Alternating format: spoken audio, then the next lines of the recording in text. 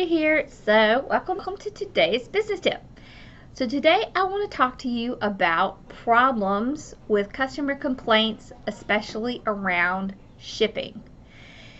So I hear this a lot, and I have a lot of my members come to me and ask me what to do in certain situations when customers have come back to them with certain complaints. So the first thing I want to tell you is that it is very, very important that you have, no matter where you're selling, you have your return policy well stated. So you want to let them know, can they return it? You know, put in your frequently asked questions section if you don't really have a place to put it. You can tell them what type of returns you take. You can tell them what time frame that you would like to take it within. You can also use frequently asked questions to deal with things such as how you deal with shipping issues. So let's just talk about a few examples. So let's say that you have all of your return policies listed and you get contacted by a customer and they say, this was broken on my delivery, and you know, they don't really tell you one way or the other what they want to do about it. So I always require pictures. I always require photos so that I can have photographic evidence that there is a problem. So I would always ask for that. It is well within your right to ask for that. And depending on where you're selling, you need to make sure that you understand the policies of where you're selling on. So if you're selling on Amazon, if you're selling on your website, if you're selling on Etsy, Shopify, they all have some terms that you have to follow, so make sure you know what those are. But I always require them to send me a picture. And if I don't see a problem, then I will offer them alternative solutions. If I do see a problem, then what I will do is issue them a refund, ask if they want to return it or keep it, because it's not going to matter to me if it's returned or not.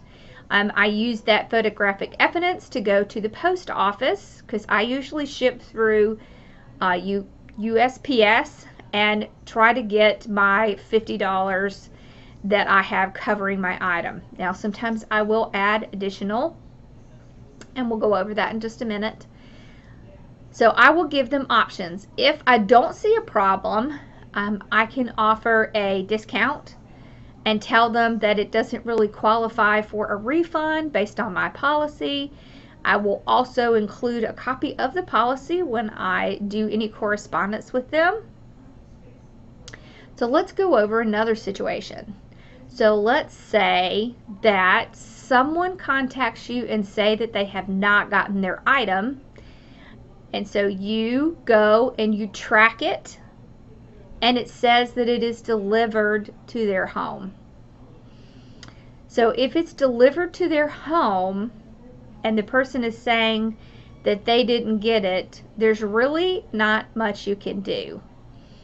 So it is not your responsibility to cover something once it has been delivered. Once it has been delivered, the responsibility is out of your hands. So you have to decide whether you want to give them a refund or not. So generally speaking, I do not give them a refund because my part has been done. I do ensure and make sure that everything has been followed through as far as the post office goes, because I can tell you that you cannot get a refund from the post office if it was delivered. So if I can't get a refund from the post office because they didn't do their job, then I'm not responsible. So you need to make sure that you know how you're going to handle these situations before they come up, because all of this really does say a lot about your company. You need to be consistent, and you need to make sure that you don't just automatically refund every time someone complains. So, you know, you always do have the possibility that they're going to leave you a bad review, but a bad review is not going to be as significant as you think. And you can always go back and make a comment on it saying that, you know, that it was tracked to your home, or that, you know, you didn't see any items that were broken or whatever, but always be positive. Don't ever be negative, especially if you're putting out anything that will be read by other customers. All right, so let's talk a little bit about shipping itself. So when you ship with the United States Postal Service, you have to ship priority for there to be any insurance on it at all. You also have to use that for there to be a real tracking number. It's always important that you make sure when you are shipping something that you are shipping it in a way that you can track it. It's really important because you can't really prove one way or the other if it got there or didn't get there if you don't have a tracking number. So I would say that is rule number 1. Make sure you can track it. Rule number 2, I would say, is make sure that you have enough insurance on it to cover that item if it does get broken, because it will happen. It's going to happen sometimes. Sometimes things are going to get lost. Sometimes, you know, they're going to get broken. And I can tell you that you just want to protect yourself, especially if it's an expensive item. So another situation that I want to talk to you about, and it has happened to me before. So I often have the Postal Service pick up from my house so that I don't have to go down to the post office, and every great once in a while they will miss one of the boxes and not scan it, and then it just seems to get lost in the system. When that happens, I do send out a new product because I can't prove that it wasn't shipped, and I can't prove that it was shipped. So I know I put it out for the Postal Service to pick up, but since they didn't scan it, there's really no way for me to prove that they lost it. So that is certainly not the customer's fault, so I will do everything I can to replace that item that didn't get scanned. Now, I do try to be here and to be outside when they pick the packages up so I can watch them scan it. But sometimes I'm not here, or I have to take it to the post office, and I will set it in the side window because they have a long line. So things like this do happen. So you just have to anticipate how you're going to handle it when it does happen. You know, just always be courteous to your customers. And, you know, a lot of times what they're looking for is they just are looking for someone to listen to their frustration and to sympathize with them. So make sure you are giving them some options of what you can and can't do. So that really does help quite a bit.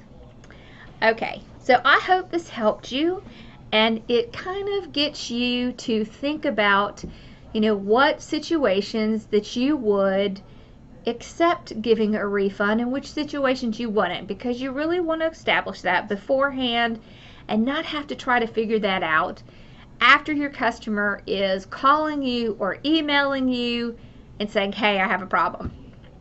So just spend a little time thinking about that. Make sure you write it down and you have it handy for people who are ordering from you so that they know what they're getting into as well as you do. Okay, so have a wonderful day, and remember to come and check out my Success Path group so that you can turn your creative business or already business into a flourishing business. So we spend a lot of time on training, and twice a week we meet and go over any questions that come up, and there are quite a few. And there really is a great mixture of people who are just starting out and people who have been in business for a long time. So turn your passion into a business today. I hope to see you there. Make sure to check down below for the link, and make sure to subscribe to my channel so that you won't miss any future tips. Thank you for watching. Bye-bye.